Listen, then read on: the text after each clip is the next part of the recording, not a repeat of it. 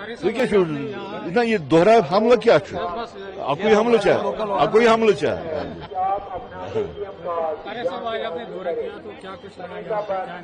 دیکھیے آج یہاں ماتا کھیر بھوانی کے ٹیمپل میں جو آج میلہ ہے، ہر سال کی طرح اس سال بھی یہاں پہ وہ دن منایا جاتا ہے، اور یہ درشاتا ہے آج یہاں پہ آپ نے بھی دیکھا ہوگا ہندو مسلم سکھ عیسائی کا جو ہمارا روایتی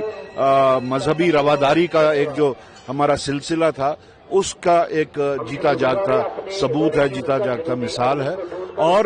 یہ اس چیز کو بھی درشاتا ہے کہ جو گاندھی جی نے 47-48 میں جس وقت پارٹیشن ہوا، کہا کہ پورا ہندوستان جل رہا ہے لیکن مجھے روشنی کی کرن اگر دکھتی ہے تو وہ کشمیر سے ملتی ہے،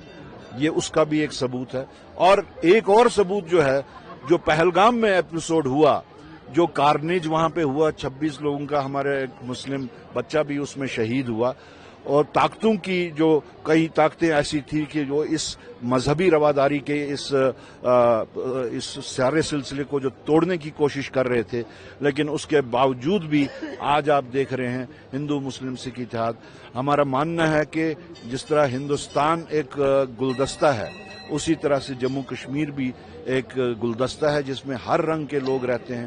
ہر نسل کے لوگ رہتے ہیں، ہر مذہب کے لوگ رہتے ہیں، اور ہماری دعا ہے آج کے دن کہ پھر سے ہمارے یہ کشمیری بھائی جو ہیں وہ واپس آئیں اپنے وطن میں، پرامن طور رہیں، با عزت طور رہیں، با وقار طور رہیں۔ ہماری وہی کوشش ہوگی۔ ہمارا جو ہمارے پرائم منسٹر صاحب جو رہ چکے ہیں ڈاکٹر منموہن سنگھ جی، اگر ابھی تک کوئی پیکیج ملا ہے کشمیری پنڈتوں کو تو وہ ان کی طرف سے ہی، کانگریس پارٹی کی طرف سے ہی ملا۔ اگر اسی پیکیج کو صحیح طریقے سے امپلیمنٹ کیا جائے تو بہت سارے ایشوز جو ہیں وہ اس سے ریزالو بھی ہو سکتے ہیں۔ سوری، دیکھیے ڈر خوف اگر ہوتا تو آج یہاں اس میلے پہ بھی نہیں آتے۔ مجھے نہیں لگتا کہ ہندوستان کے لوگ جو ہیں وہ ایسی چیزوں سے گھبرائیں گے، مجھے نہیں لگتا کہ وہ ایسی طاقتوں کو جواب نہیں دے سکتے ہیں۔ اگر ہندوستان کو وہی ہندوستان ایک جو خوشی سے بھرا ہندوستان تھا، ایک بھائی چارے کا ہندوستان تھا، اگر وہ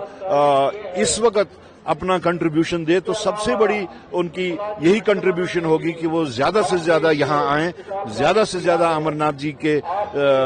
اس میں آئیں، درشن پہ آئیں، اور وہی ان طاقتوں کو جواب ہوگا جو طاقتیں یہاں پہ مذہبی رواداری کو، جو ہماری صدیوں سے مذہبی رواداری ہے، اس کو توڑنے کی کوشش کرتے ہیں۔ That is the only answer.